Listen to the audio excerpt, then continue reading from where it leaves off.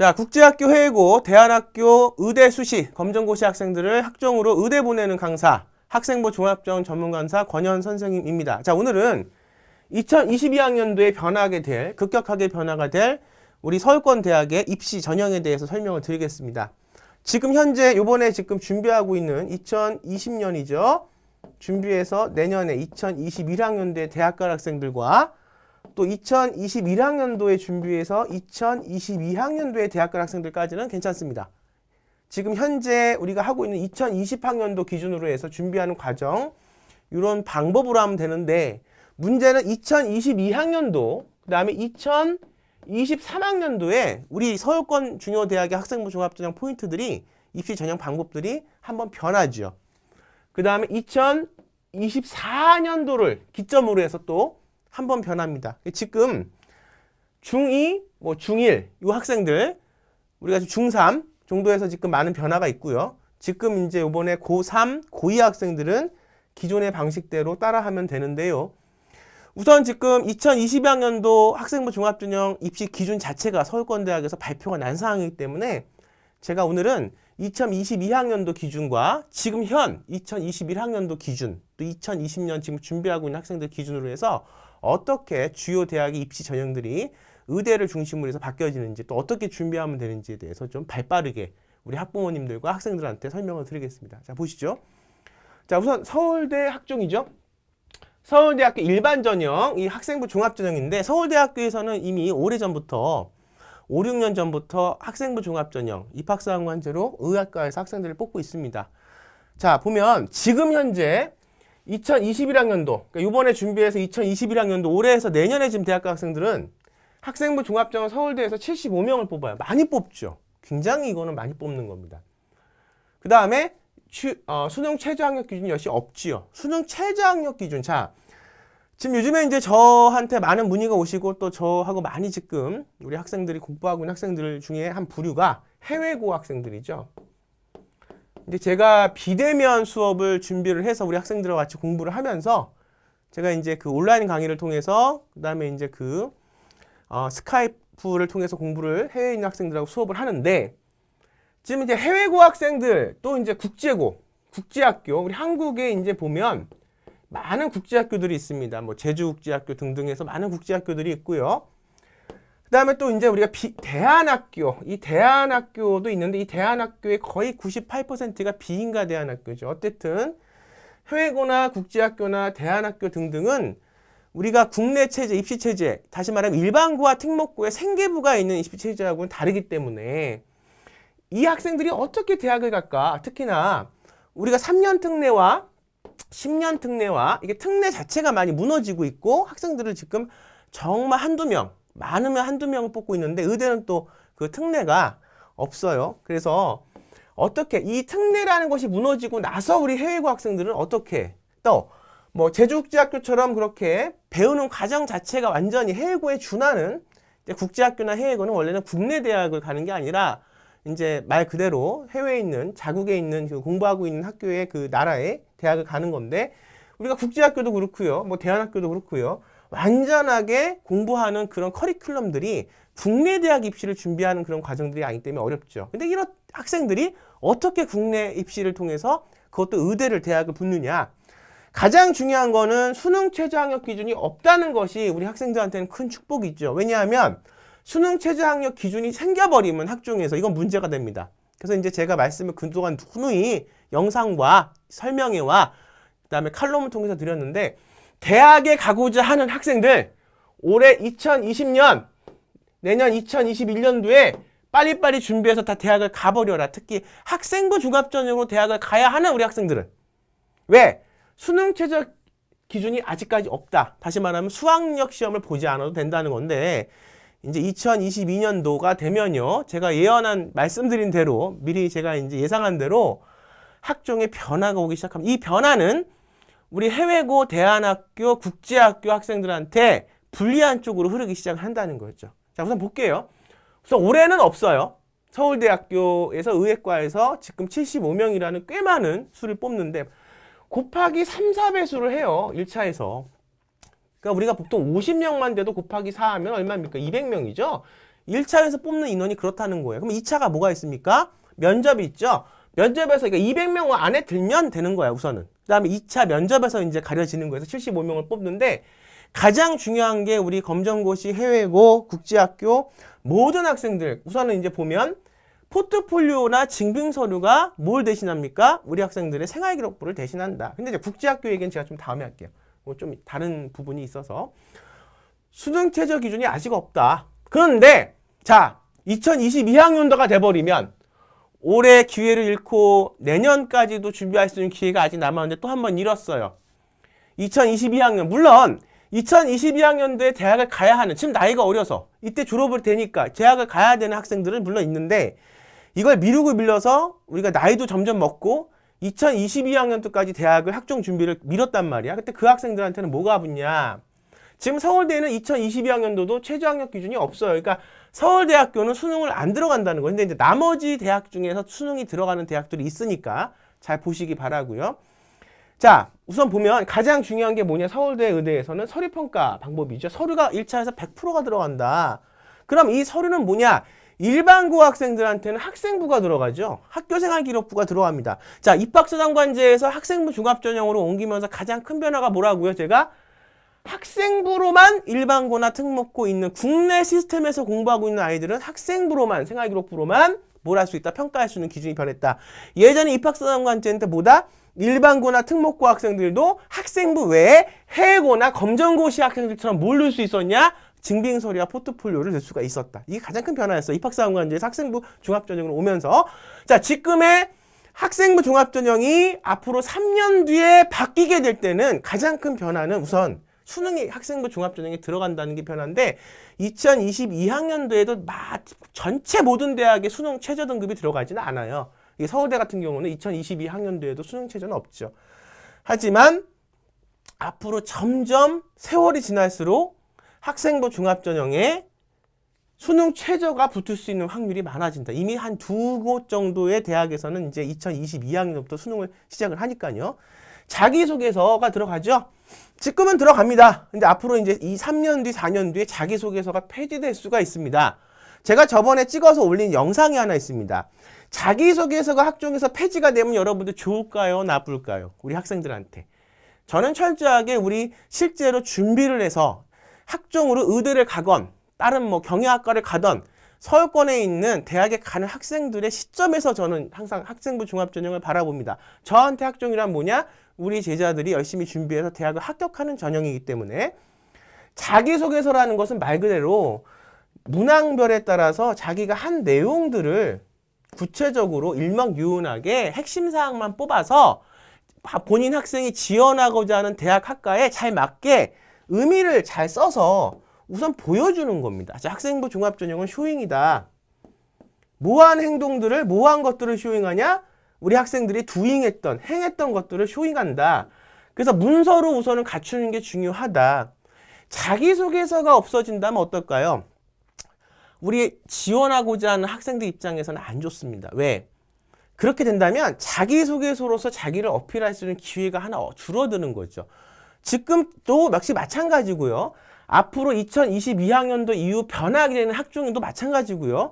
이 평가 자료에서 서류가 굉장히 중요합니다. 그래서 일반고 학생들은 학생부. 자, 국제학교 학생들 얘기를 좀 해보면 뭐 제주국제학교나 뭐 우리가 많은 국제학교들이 있어요. 국제학교도 우리가 인가받은 학교들이 있습니다. 고등학교 과정을. 그 고등학교를 나와도 뭐냐? 졸업증명서가 나오죠. 그 다음에 국내에서 인가를 받았기 때문에 생계부가 나와요. 근데 이제 문제는 그 생계부는 사실은 국제학교는 대부분 다 해외 대학을 가는 그런 걸 준비하기 때문에 의대하고는 연관성이 적죠. 뭐가 중요하냐? 이런 지금 인가받은 학생들한테는 생계부가 중요하니까. 반대로 해외고나 검정고시, 비인가 대안학교는 검정고시를 꼭 봐야 돼요. 왜냐하면 그 학교를 졸업해도 졸업 충족 요건이 안 되기 때문에 검정고시 본 학생들은 생활기록부가 없기 때문에 뭘 주냐 이 학생들한테는 증빙서류와 포트폴리오를 만들 수 있는, 즉 다시 말하면 일반고 학생들의 생계부를 만들 수 있는 기회를 준다니까 엄청난 혜택이죠. 그래서 어떻게 보면 예전까지는 해외고와 검정고시 대안학교가 무슨 의대를 가냐, 못 간다, 천만의 말씀.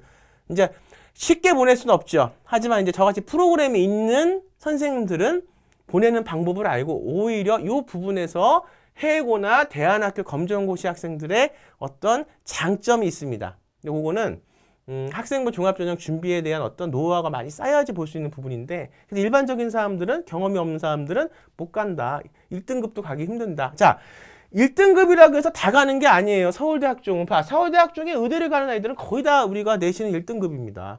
여긴 사실은 학생부 일반 전형일 수 있지만 학생부 교과 전형일 수도 있어요. 왜?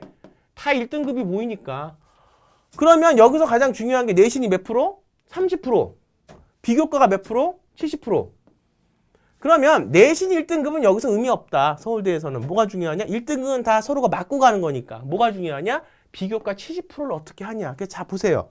우리 아이가 공부를 못하고 있건 지금, 우리 아이가 공부를 잘하고 있건, 우리 아이가 공부를 잘해서 서울대 일반전형 학종으로 지금 의대를 가려고 하는 아이, 또 우리 아이가 공부를 못해서 이 수능 최저하에 못 맞춰서 지금 방황을 하다가 갑자기 이 아이한테 꿈과 희망이 생겨서 의대를 가고자 하는 아이, 혹은 일반 다른 대학의 과를 가고자 하는 아이, 학생부 종합전형은 모두가 다 공통된 한 가지의 부분이 있습니다.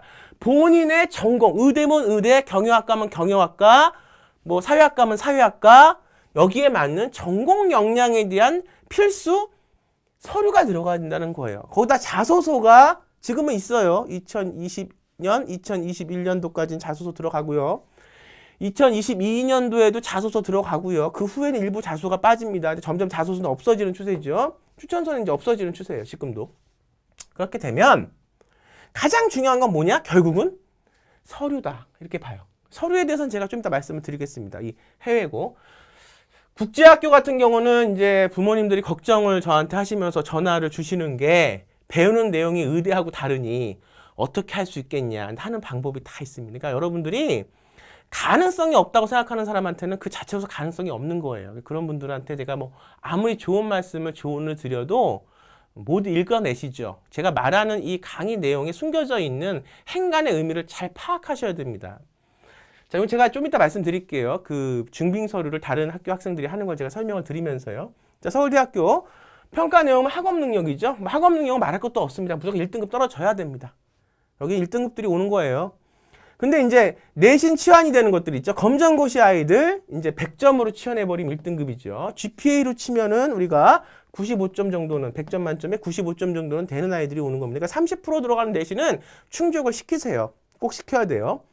자기주도도 학업 태도를 뭐 어떻게 평가할 것인가. 자, 국제학교 혹은 뭐 이제 좀 잘 모르시는 분들이 저한테 항상 물어보는 게 이거죠. 태도를 어떻게 평가하냐.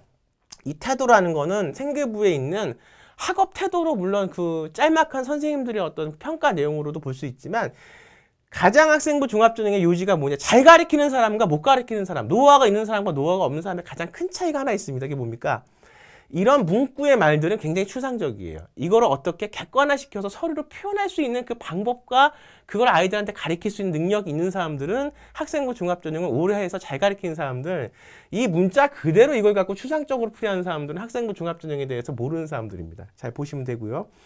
전공 분야에 대한 관심. 저는 항상 의대, 뭐 다른 과도 마찬가지로 전화 딱 오시면 물어봐요. 그래서 아이가 무슨 과를 가기를 원하냐. 그럼 의대를 가기를 원한다고 그럽니다. 의대 무슨 과?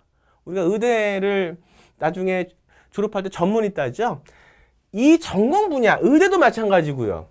경영학도 마찬가지고, 경영학이 아니에요. 경영학의 뭐 마케팅, 오케이. 그 무슨 마케팅? 호텔 마케팅, 스포츠 마케팅, 의류 마케팅, 무슨 마케팅? 의대도 마찬가지입니다. 자, 전문의 우리가 안과를 할 것이냐, 정형외과를 할 것이냐, 신경정신과를 할 것이냐, 산부인과를 할 것이냐. 여기에 대해서 말씀을 못하고 계속 의대라고 말씀하시는 분들은 이미 학종에 대해서는 준비가 안 된 분들입니다. 아무리 본인들이 스스로 준비가 잘 됐다고 자부하시는 분들이 있어도 이거는 이미 관점에서 멀어지는 거예요. 이게 무슨 말인지 모른다면 그건 학종하고 멀어지는 겁니다. 이것도 제가 설명을 드릴게요. 지적 호기심. 지적 호기심 같은 창의적인 거를 어떻게 그럼 서류로 그렇게 평가하는 걸 어떻게 객관화시키냐. 이게 문제죠. 이게 핵심적인 사항입니다. 왜? 서류가 중요하기 때문에. 자, 그렇게 돼 있고요. 넘어가겠습니다. 자, 의대, 특히나 의대는 면접이 굉장히 중요합니다. 제가 누누이, 제가 이걸 지금 15년, 제가 학생부 종합전형, 그 전에 입학사항관제, 지금 해서 도합, 지금 15년째입니다. 딱.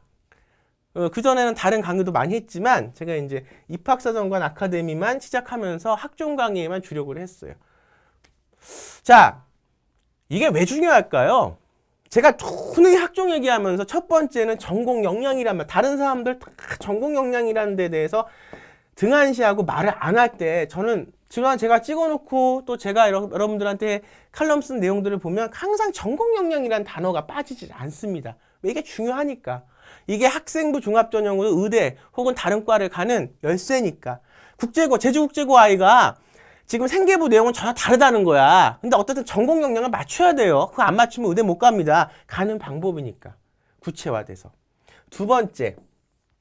한 가지 또 말씀드린 게 있습니다. 의식과 아이의 인식이 중요하다 그랬어요. 의식과 인식은 눈에 안 보입니다. 의식과 의식이 어떻게 눈에 보여요? 근데 이 아이가 생계부를 만들어가는 과정, 준비하는 과정, 이 아이가 증빙서류와 포트폴리오를 만들어가는 과정에서 우리가 뭘 할까요? 항상 말씀을 드렸죠. 학생부 종합전형은 하나도 어렵지 않습니다. 학생부 종합전형은 왜 어렵습니까? 추상적으로 다가가니까 어려운 거예요. 학생부 종합전형은 굉장히 객관적인 전형입니다. 뭘로 다가서요? 이 아이의 프로젝트를 통해서, 프로젝트라는 단어는 다 알고 계시죠, 여러분들? 프로젝트. 내가 안과 의사가 되고 싶다 그러면 안과에 관련되는 프로젝트. 그럼 또 여기서 말씀합니다. 어떻게 고등학교 아이가 안과에 대한 프로젝트를 하냐, 맞죠? 이 안과에 대한 프로젝트가 그렇게 정말 안과 의학적인 프로젝트만 들어가는 건 아니에요. 의사가 되기 위한 모든 어떤 과정들이 다 이 안에 하나의 프로젝트를 통해서 들어가 있어야 됩니다. 제가 입학사원관대 시절부터 누누이 지금까지 설명을 드렸는데요. 학생부 종합전형은 어떤 전형이냐. 나만 혼자 잘나서, 내 아이만 혼자 잘나서, 나만 혼자 의사가 돼서, 나만 혼자 선생님이 돼서, 나만 혼자 경영학 CEO가 돼서, 우리 가족만, 우리 회사만, 우리 나라만 잘 되는 걸로 만들겠다가 아니라 학생부 종합전형은 나의 달란트를 갖고 약간 학생부 종합전형을 좀 깊이 들어가 보면 이 안에는 약간 종교에서 원하는 그런 어떤 타자와의 윤리가 좀 들어가 있습니다. 나 혼자만이 아니라 타자와 어떻게 한다? 널리 소통하고, 저는 이제 기독교인이니까 달란트라고 말씀을 드릴게요. 내 달란트를, 내 능력을 어떻게 타자와 나누는 그런 자질이 있는 리더, 글로벌 리더 아이를 우리가 기르기 위해서 하는 전형이 말해서 굉장히 객관적으로 말하면 학생부 종합전형입니다. 그리고 그 전에 입학사정관제였죠. 자, 이 아이의 의식과 인식은 절대로 누군가 이거를 대신 수행해줘서 할 수 있는 게 아닙니다. 자, 저는 이걸 뭐 하는 사람입니까? 저는 학생부 종합전형을 교육시키는 사람이다. 그러면 학생부 종합전형이 입시니까 제가 생각하는 학생부 종합전형은 우선 입시예요. 입시하는 과정에서 우리 소중한 자녀들이, 우리 학생들이 정신과 의식이 변화해서 이렇게 되는 겁니다. 글로벌 리더로서. 그렇지만 우선은 입시로서 대학을 들어가줘야 돼요. 그 아이들의 미래가 있기 때문에. 이런 입시 교육에서 우리 아이가 중요한 거는 본인이 스스로 하게 만드는 겁니다. 스스로 행해야 돼요. 그래서 아무리 학종에 대해서 많이 저한테 물어보시고 아무리 학종에 대해서 어떤 고민을 많이 하셔도 일단 이거를 저희 프로그램으로 행하지 않으면 사실 아무런 이루어지는 성과는 없습니다. 단 저희 프로그램으로 이 학생부 종합전형 준비 과정이 전개가 되고 행해야 됩니다. 행하지 않으면 아무리 좋은 제가 말씀과 아무리 좋은 프로그램을 여러분들 앞에 갖다 드려도 그걸 보는 눈이 없으시면 이거는 가기가 힘들어요. 행하는 과정에서 교육이라는 건 뭐냐? 이걸 가리키는 겁니다. 뭘 가리켜요? 그러면 프로젝트를 가리키고, 뭘 가리켜요? 봉사를 할 수 있게 가리킵니다. 그러면 봉사를 어떻게 가리킵니까? 봉사 같은 경우에 우리가 검정고시나 해외고나 국제학교 아이들 봉사 어떻게 해요? 막막해요. 왜? 의대 갈 수 있는 봉사 하기도 참 막막합니다. 특히나 저 멀리 중국이나 미국이나 독일이나 프랑스에 있는 아이들, 물론 그 나름대로 잘 갖춰져 있는 나라이기 때문에 봉사할 수 있지만 전공 역량에 관련된, 쉽게 말하면 내가 의사가 될 건데 나 아이의 그 스토리가 뭐냐 하면 신경정신과 의사가 되는 게 그 아이의 스토리면 신경정신과 관련돼 있는 봉사를 하기가 참 어렵다는 거죠. 그래서 거기서부터 여러분들 문제가 생기는 겁니다. 저는 어떻게 하냐? 타자와의 소통입니다. 가장 우리가 하나 이제 또 어떤 분들은 제가 이거를 여러분들한테 이렇게 말씀드리기까지 굉장히 저한테는 많은 시간과 매해 아이들과의 어떤 노력과 또 책을 쓰는 그 어떤 시간들도 마찬가지고 굉장히 많은 시간들이 저한테는 필요로 됐고 이제는 그걸 갖고 제가 엑기스만 모아서 말씀을 드립니다. 물론 제가 갖고 있는 모든 노하우를 이 강의에 다 여러분들한테 말씀드리지 않습니다. 하지만 그래도 제 바람은 그거예요. 저하고 인연이 되고 제가 하는 이런 강의에 대해서 좀 잘 볼 수 있는 눈이 있어서 저라는 선택을 하고 저와 같이 할 수 있는 아이들은 좋죠. 그렇지만 그러지 못한 아이는 하고 싶은데 부모는 못 시키거나 여러 가지 이유들이 있겠죠. 선생을 보는 눈이 없거나 그랬을 때 그래도 이게 아이들한테 좀 도움이 됐으면 실질적인 도움이 됐으면 어디 가서 이런 말 한 번 듣고도 컨설팅 하는 데 가면 이것도 수백만 원 들어서 이거 말 듣고 옵니다. 저는 그거 아니라 실질적으로 우리 학부모님들과 학생들한테 도움을 드리고 싶어서 제가 지금 말씀하는 걸 잘 들으세요. 크라우드 펀딩이라는 게 있습니다. 크라우드 펀딩이 뭔지는 찾아보세요. 모르는 분들은. 이거는 인터넷으로 할 수 있는 모금 형식의 크라우드 펀딩 활동입니다. 이거를 테마로 잡아서 충분히 봉사를 할 수 있으면 그 봉사가 어떻게 전공 역량하고 이어지냐. 크라우드 펀딩의 형식이 여러 가지가 있습니다. 내가 경영을 하겠다. 무슨 경영을 하겠냐? 호텔 경영을 하겠다. 호텔 경영을 어떻게 하겠냐? 막걸리 호텔 경영을 하겠다. 이 다음에 이 아이만의 어떤 진솔한 삶에서 나오는 독창적인 모습들이 여기 들어가 있어야 되는데 그걸 갖고 크라우드 펀딩을 통해서 모금 활동을 한다. 이 모금 활동을 한 걸 갖고 그냥 어떻게 본인이 갖는 게 아니라 자기가 도와주고 싶은 아이들을 돕는 겁니다. 예를 들면 북한의 어떤 그 비보호 청소년들에 대해서 그 사람들의 인권이나 어떤 뭐 이런 것에 대해서 모금해서 그런 것들을 도와주는 것처럼. 그래서 하나 이제 말씀을 드려요. 이거는 그래서 어떤 분들은 그래요. 제가 한 얘기를 갖고 똑같이 복사를 합니다. 심지어 제가 바라는 건 지금 어떤 컨설팅하는 업자들이 이 강의를 보는 거 바라지 않습니다. 그분들은 노력도 안 하고 왜 제 걸 가져가려고 합니까? 심지어는 어떤 업체는 제가 그동안 5, 6년에 써놓은 그 칼럼도 그대로 베껴서 자기들이 쓴 것처럼 하는 업체도 있어요. 제가 다 압니다. 노력한 거대로 여러분들이 해야지 왜 남의 걸 그렇게 베껴요. 이거는 지금 그런 컨설팅 업자들이 보면 안 되고 본다고 해서 바라지 않고 누구한테 정말 진심으로 학생부 종합전형으로 본인들의 어떤 미래를 타인과 소통하기 위한 우리 학생들과 학부모님들이 보셨으면 합니다. 그런데 이렇게 제가 다 이런 저희 어떤 노력을 통해서 이렇게 쉽게 알려드리는 것들을 돌고 돌아서 이것이 와전이 돼서 다른 사람이 얘기했고 제가 이걸 따라한다 이렇게 말하는 학부모님도 계세요. 절대 그러지 마세요. 제가 원조입니다. 이 학생부 종합전형은 전 15년 했습니다. 자, 그래서 이것도 정말 좋은 방법입니다. 그러니까 쉽게 제가 지금 알려드린다고 해서 쉽게 여러분들 그렇게 생각하지 마시고 굉장히 좋은 방법이에요. 자, 이렇게 하면 그 아이가 여러 가지 전공 역량 프로젝트와 봉사와 그 다음에 창의성과 발전 가능성에 대해서 저하고 이제 제가 구체화할 수 있는 그런 프로그램들로 아이들을 훈련을 시키고 교육을 시키죠. 그러면 우리 학생들이 의식과 인식이 어떻게 형성이 되겠죠. 어떻게 형성이 됩니까? 서울대에서 원하는 서울대 일반 전형 학종에서 원하는 의사가 되는 아이들의 기준에 부합한다는 거죠. 성장한다는 거죠. 그래서 면접은요, 의대는요, MMI 면접이라고 해서 어느 대학과 마찬가지예요. 그래서 의학을 전공하는데 필요한 자질, 적성과 인성을 평가, 이 인성을 어떻게 평가? 이렇게 구체적으로 한 페이퍼로서 평가하고, 그 다음에 아이가 수행한 것들이 아이한테 쌓이면 면접에서 직접 아이한테 대면해서 평가를 할 수 있습니다. 다소 서울대 우리가 의예과에서 영어가 활용될 수도 있겠다. 그래서 문항들은 여러 가지 문항들인데 이것도 여러분들 착각하시면 안 돼요. 그러니까 난 왜 이렇게 학종에 대해서 이렇게 잘못 알려져 있는 그 부분들이 많은지는 모르겠습니다. 이것도 보면은 뭐 화학이나 수학 문제에 대해서 푸는 거 아니냐 그런 부분이 없지 않아 있었지만 이제 바뀌는 또 지금 바뀌고 있는 학종은 그렇게 의대라고 해서 수학 문제와 화학 문제를 푸는 게 아니라 그 전공 지원하는 우리 아이의 어떤 논리적인 면, 정말 인성적인 면에 생명을 중요시 여기는지 우리가 법대 갈 때 법학전문대학원 갈 때 공부할 때 논리 배웁니다. 상황 논리 같은 논리 배워요. 여기서 이런 상황에서 이 아이가 정말 의사의 자질이 있는 아이라면 어떻게 뭐를 선택할 것인지 그리고 그 이유가 무엇인지 그리고 그 이유를 자기만의 어떤 내면의 자기 생각에서 뽑아서 찾을 수 있는지 이거를 보는 게 학종이라는 겁니다. 절대로 수학 문제 풀고 물리 문제 푸는 게 아닙니다. 자, 다음 넘어갈게요. 연세대학교가 이번에는 2021년도 지금 2020년 준비하는 학생들은 활동 우수형 검정고시 해외고 뭐 다 볼 수가 있는 게 활동 우수형이라는 전형이에요. 연세대학교에 지금 최저 등급 없습니다. 그리고 현재 많이 뽑아요. 55명을 뽑아요. 근데 2022년도가 되면 42명으로 한 10명 남짓 더 13명 정도 줄어들죠. 치외과는 12명, 약학과는 6명. 근데 얘는 연세대학교가 뭐가 생기냐? 최저 등급이 있다는 것이죠. 수능을 본다는 얘기예요.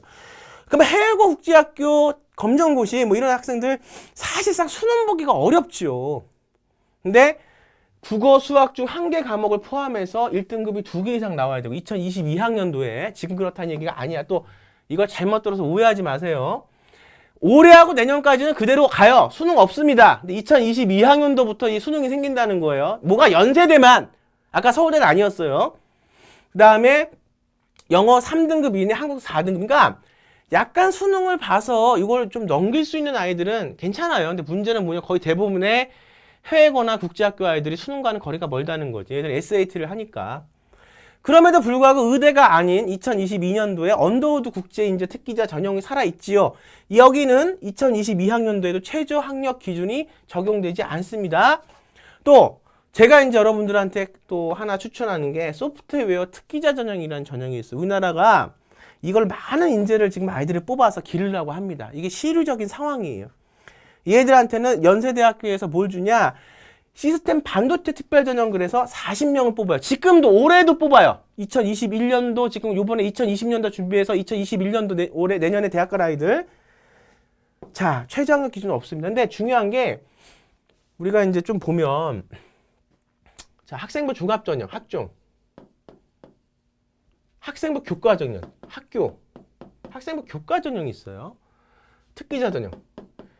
사실은 학생부 중심의 전형은 학종, 학교, 특기자 이렇게 있습니다. 근데 대부분의 사람들이 말하는 게 학생부 교과 전형을 얘기해요. 학생부 교과 전형은 내신이 70%고 비교과가 30입니다. 그게 당연히 내신이 중요하죠. 그래서 공부 잘하는 아이들이 가는 거예요. 학생부 종합 전형은 반대로 내신이 30%고 비교과가 70이에요. 그러니까 이거는 다소 3, 4등급이나 검정고시나 해외고 아이들도 뭐 해외고라고 해서 공부를 못한다는 얘기는 아니고 해외고 굉장히 공부 잘합니다. GPA가 뭐 100점 만점에 98점, 97점 이런 아이들이 와요, 저한테. 어쨌든 그래도 이거보다도 비교과 70이 아까 그 서류가 중요하다는 거죠. 근데 마치 학생부 종합 전형을 학생부 교과 전형인 양 그렇게 의도적으로 잘못 얘기해서 혼란을 주는 사람들이 많습니다. 제가 알아요. 저는 학생부 종합 전형을 하는 강사입니다. 비교과가 중요합니다. 근데 특기자 전형이라는 카테고리가 하나 있어요. 특기자 전형이 뭐냐? 방금 했던 이거. 연세대학교 특채 반도체 전형이라는 소프트웨어 특기자 전형이 2022학년도에도 지금도 살아있고 2022학년에 살아있는데 여기는 과정을 보는 게 학생부 종합 전형이라면 결과만 보는 게 이런 특기자 전형은 부합하는 결과에만 맞으면 돼요. 상위 5개 받아와라! 그러면 5개만 받으면 돼. 10개 받아와라! 그럼 10개만 받아오면 그냥 가는 거니까 지금 전형들이 굉장히 목표로 하는 것들이 많고 다릅니다. 그러니까 우리 아이가 어떤 식으로 내가 지금 이걸 학종을 준비를 하는 게 지금 내가 늦었다. 혹은 지금쯤은 준비를 해야 된다는 건 사실 다 아시잖아요. 보통 학종이라는 게 뭐 1년 반에서 이렇게 준비해서 가는 거니까 아주 정말 이렇게 좀 빨리 할 수 있는 능력이 있다 그러면 선생님하고 1년 하지만 의대는 1년 갖고 힘들어요. 근데 이미 늦었어. 근데 제가 뭐 이걸 활동을 하면서 애들을 가리키면서 삼수, 사수 예전에 저하고 3년 전, 4년 전에 학생부 종합전형 상담이 와서 제가 그렇게 해서 애들을 가리켰다면은 지금쯤은 이미 대학생이 졸업을 할 나이인데 그때 이거를 제가 하는 말을 안 듣죠. 안 듣는 사람들. 안 들어서 아직도 아이는 방황을 하고 있어요. 아직도 어떤 대학에 들어가지 못해. 그러고 나서 또 저한테 전화가 왔어요. 3, 4년 전에 저하고 통화한 기록이 있는 부모님이. 세상에 이게 뭡니까 진짜. 자, 그래서 만약 우리 아이가 늦었다면 조건만 채우면 갈 수 있는 특기자 전형도 단 이거는 이공계 쪽에서 이런 전형들이 있고 예체능 쪽에서 있습니다. 근데 예체능은 이거 좀 약간 달라요, 내용이. 제가 뭐 예체능까지 여기서 말씀드릴 수는 없고 그건 따로 찍어서 말씀을 드리겠습니다. 중요한 건 뭐다? 학생부 종합전형이 2022학년 되면 좀 바뀐다 이런 얘기. 어떻게 바뀌냐? 수능이 들어간다. 골자는 수능이 들어간다는 거예요. 연세대도 마찬가지예요. 제출된 서류를 바탕으로 학업 능력량, 전공 적합성이라는 얘기가 들어가 있죠. 이걸 굉장히 눈여겨보셔야 됩니다. 인성 발전 가능성을 종합적으로 평가하는데 이게 모든 게 서울대, 연세대 마찬가지예요. 자, 이거를 제가 할 수 있다 이런 얘기죠. 외국 소재 고등학교, 외국인, 검정고시 출신자는 합격증명서와 기타 서류를 제출해야 되는 이게 뭐야? 포트폴리오와 증빙서류입니다. 이거 중요한 내용이에요. 자, 이걸 좀 보시면 성균관대가 25명을 뽑죠. 의예과를 올해도. 근데 지금 수능 최저 없어요. 근데 2022학년도도 25명을 뽑아요. 약학은 30명.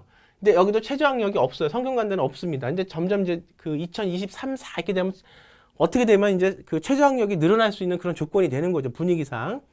자, 1단계 성적에 서류가 100%니까 서류 중요하다고 말씀을 드렸어요. 2단계가 1단계 서류, 그러니까 서류가 또 2단계로 오면 80%나 들어갑니다. 그리고 성균관대가 면접을 거의 대부분 학과를 다 폐지시켰죠. 하지만 의대는 면접이 살아있다는 거예요. 그러니까 이거는 대신 누가 해줘서 갈 수 있는 전형이 아니라 아이와 의식과 인식을 어떤 전공 역량과 그 다음에 봉사와 그 다음에 우리가 창의적 활동과 그 다음에 독서와 그 다음에 이런 것들을 총합적으로 시켜서 프로젝트를 시켜서 아이의 의식과 생각을 뭐하냐? 향상시켜서 대학을 보내는 겁니다. 자, 볼게요. 이게 이제 중요한 겁니다. 성균관대학교의 활동 증빙 서류 목록표입니다. 우리가 이제 번호를 보면요. 1번부터 10번까지 있습니다. 그럼 이게 무슨 얘기냐? 너가 10개를 해라 얘기예요. 뭐를? 너 전공에 관련되어 있는 10가지를 해와라 이런 얘기입니다. 자, 이제 여기 보면 학생부 기재여부가 있어요. 이거는 우리 일반고나 특목고나 이런 학생들 학생부 기재여부에 포함되어 있는 걸 쓰라는 거야. 그러면 우리가 검정고시나 해외고 학생들은 학생부가 없죠. 그래서 중요한 게 증빙 서류가 포함되어 있는 거를 목록에 잡아서 써야 돼. 어차피 이거는 증빙 자료 목록표니까 그 뒤에 증빙 서류가 붙어요. 어떻게 붙냐? 증빙 활동 20페이지 이내로 우리가 제출할 수 있다는 거예요. 그러면 이게 지금 10건이니까 곱하기 여기서 2장 정도가 들어갈 수 있죠. 그 하는 방법은 제가 우선 지금 다 설명은 못 드리고 제가 다음번에 다시 찍어서 설명을 드리겠습니다. 여기 우선 중요한 게 뭐냐 이거예요. 학생부 기재 여부. 증빙 서류라는 건 말 그대로 증빙을 받기 위한 서류입니다. 근데 이 증빙 서류가 증빙이 안 되는 걸 내면 안 돼. 이게 가장 핵심입니다. 비인가 대안학교, 검정고시 대안학교 학교에서 많이 했던 그 학교에 있었던 자료들을 다 대학에 갖다 넣으면은 증빙이 될까요? 안 될까요? 증빙이 안 됩니다. 왜? 그 학교는 비인가 학교이기 때문에 학원에서 한 거 내는 거하고 똑같습니다. 그러니까 우리가 뭐냐? 증빙된 서류를 넣어야 된다. 여기에 대한 방법이 있습니다. 어떻게 증빙을 할지는. 하지만 저가 사실은 이것도 다 설명을 드렸어요. 이미 전전 강의들을 다 통해서 제가 지금 15년을 했으니까. 근데 제가 이제 귀중한 것들을 설명을 해드려도 그렇게 넘어가신다면 저도 더 이상 말씀을 드리지 않고요. 정말 제가 필요한 분들만 저한테 오십시오. 제가 알려드리고 대학에 합격시켜 드리겠습니다. 자, 2장. 여기 저 같으면 어떻게 구성을 하느냐? 프로젝트 할 거예요. 의대 프로젝트 하면 되죠. 신경정신과에 관련되는 프로젝트를 지금 이게 똑같은 거라서 안 돼요. 중요한 건 섬세하게 보통 첫 번째 들어가는 건 가장 중요한 겁니다. 근데 우리가 시간선으로 구성할 수도 있고 중요순으로 구성할 수도 있는데 우선 저는 그래요. 가장 중요한 핵심 프로젝트를 하나 넣어라. 다 9가지를 제하고도 하나만 우리가 보여준다면 이걸 보여줘야 돼요. 입학사관관들께 시간이 많지가 않습니다. 첫 장에서 입학사관 관심을 끌어라. 그 다음에 이거보다 조금 약한 거. 그 다음에 더 약한 이거 보면 1학년, 2학년, 3학년 때 프로젝트예요. 프로젝트라는 건 연관성을 가져야 됩니다. 무슨 말씀인지 아십니까? 그 다음에 여기는 뭐가 들어가요? 봉사가 들어갑니다. 이 봉사는 뭐가 들어갈까요? 이 프로젝트와 관련되어 있는 봉사하면 좋아요. 내가 아동들에 대한 신경정신과에 대한 의사가 되고 싶다. 그걸 하겠다. 전공 역량이 아동이다. 그러면 아동에 대한 봉사를 해야 돼요. 내는 말은 맨날 아동에 대한 걸 하는데 노인에 대한 걸 하면 맞지가 않습니다. 봉사는 우리가 학교 다니는 학생이라면 학교에서 하는 봉사 하나, 그 다음에 학교장의 승인을 받은 조금 스케일이 있는 봉사 하나, 클라우드 펀딩 같은 걸 넣어요. 클라우드 펀딩이 여기 왜 들어가냐 여러분들 중요합니다. 인정을 받을 수 있는 봉사이기 때문에 그래요. 그리고 학교는 VMS를 통해서 인정을 받을 수가 있지요. 그 다음에 또 중요한 게 인성은 뭘로? 이걸 봉사로 객관화시켰어. 전공 역량은 프로젝트로 객관화시켜 잡아넣었어. 그럼 발전 가능성 어떻게 이걸 잡아낼 거야? 발전 가능성을. 이게 다른 말로 잠재 역량인데. 그러니까 이렇게 잡아 넣는 거는 실제로 여기에 말에 대한 핵심은 실제 어떤 구체적인 상황으로 어떤 행동으로 쇼잉할 것을 두잉한 걸로 바꿔줘야 됩니다. 여기까지만 제가 설명을 드릴게요. 이 2개만 지금 제가 말씀드려도 굉장히 이 강의를 보고 이거를 정말 이해하기 위해서 노력하시는 분들한테는 정말 꼭 학종을 그냥 어떤 학종을 그냥 소위 속된 말로 학종이라는 그 입시 제도를 잘 모르면서 그냥 이렇게 나쁘게 비하하는 사람들한테는 이건 안 보이겠지만 정말 우리 아이가 그 학종으로 아이의 삶을 반영시키고 정말 학종으로 우리 아이가 어떤 본인의 꿈을 이루기 위한 그런 아이들이라면 이 두 가지는 굉장히 벌써 선생님 두 가지 여러분들 벌써 준 겁니다. 굉장히 중요한 사항이고요. 그래서 2년이 되면 선생님 제자가 되면 선생님이 가르쳐서 대학을 보내드릴 거고요. 넘어갈게요. 시간 때문에. 자, 2022년 의대수시 의대학 좀 달라지는 포인트. 그래요. 경희대학교 네오르네상스 전형도 있죠. 근데 핵심만 제가 말씀을 드릴게요. 자, 많이 뽑아요. 올해도 55명을 뽑습니다. 의예과에서.